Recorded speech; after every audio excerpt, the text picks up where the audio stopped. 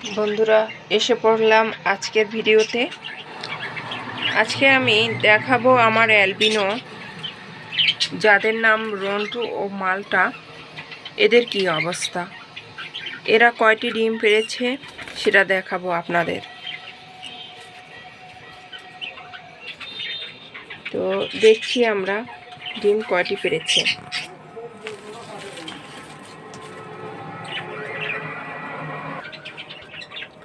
আমরা ট্রাই করব ওকে একটু বিরক্ত করার, ডিম কটা দেখার জন্য। তো দেখছি সে আমাকে অলরেডি একটু চুমু কেটে দিচ্ছে। যাই হোক, তো আমি ট্রাই করব দেখানোর আপনাদের। তো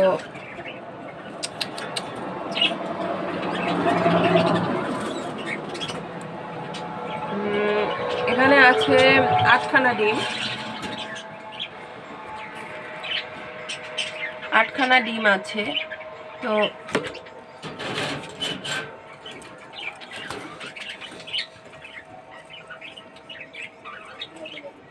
ও নাছর বান্দা, ও সরবেই না। তো না হয় একটু ডিস্টার্ব নাই করি। অবশ্য এইগুলো ডিম পেড়েছিল ও 30শে জানুয়ারি। তো এখন প্রায় 17 দিন হয়ে গেছে। 30 জানুয়ারি হলে আজকে 18 দিন। অবশ্যই ডিম ফুটে যাওয়ার সময় হয়ে এসেছে। দেখি, যদি ডিম ফার্টিল হয় কাল পরশুর মধ্যে ডিমগুলো ফুটে যাবে। তো সকলে দোয়া করবেন এদের জন্য। এরা কিন্তু খুবই পিওর যুগলবন্দি। এরা একে অপরকে প্রচণ্ড ভালোবাসে, প্রচণ্ড রকমের ভালোবাসে। একে অপরকে ছাড়া কখনোই তারা থাকে না। তো আমরা আরেকটা পাখির কাছে চলে যাচ্ছি। আসলাম দুষ্ট সৃষ্টির কাছে, কিন্তু দুঃখের বিষয় যে দুষ্টু নেই। শীতের মধ্যে কোনো এক কারণে, অজানা কারণে সে হঠাৎ করে মারা গেছে। আমি ঠিকমতো বুঝতেও পারিনি সে কী কারণে মারা গেছে। স্কুল থেকে এসে দেখি সে মরে পড়ে আছে। সেজন্য আমি খুবই দুঃখিত ছিলাম। অনেকদিন ভিডিও করা বাদ দিয়ে দিয়েছিলাম, ভালো লাগেনি। কারণ শখের পাখিগুলোর ভিতরে যদি কোনো এক পাখি যদি হঠাৎ করে মারা যায়, তো সেক্ষেত্রে কিন্তু অনেকটাই খারাপ লাগে। আর তারপরে সে মারা যাওয়ার পরে মনে হয় সৃষ্টির পেটে ডিম এসে গিয়েছিল। তারপরে সে একাই ডিম পেড়েছে। তারপরে সে কিন্তু বাচ্চা ফুটিয়েছে, 3টা ফুটিয়েছিল। একটা ও আসলে একা